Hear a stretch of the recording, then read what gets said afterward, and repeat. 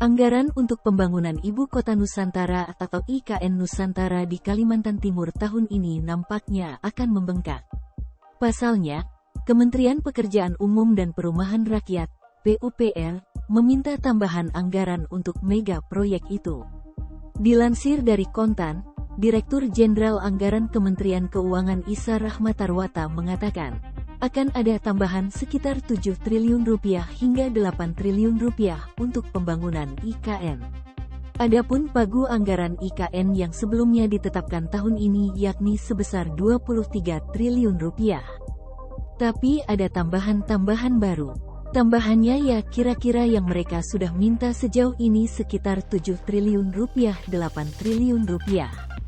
Tapi masih diperkirakan akan bertambah, tutur Isa dalam media briefing, Selasa, 21/3. Menurutnya, tambahan anggaran tersebut karena ada permintaan pembangunan tambahan dari Presiden Jokowi. Sehingga membutuhkan dana tambahan untuk pembangunan tersebut. Anggaran tambahan ini rencananya akan digunakan untuk pembebasan lahan yang nantinya disediakan bagi pengembang. Sebagai informasi, Kementerian Pekerjaan Umum dan Perumahan Rakyat (PUPR) mencatat pembangunan IKN Nusantara sudah mencapai 23% pada awal Maret tahun 2023.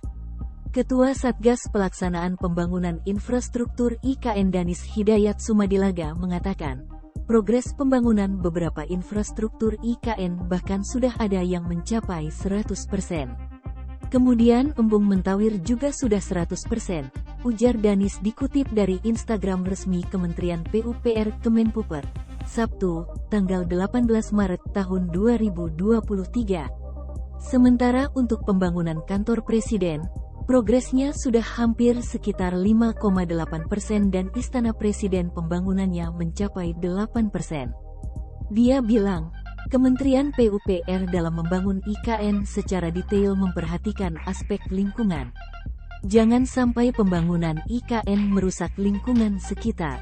Sebelumnya, PT Wijaya Karya Bangunan Gedung Terbuka (WEGE) telah menyelesaikan pembangunan hunian pekerja konstruksi (HPK).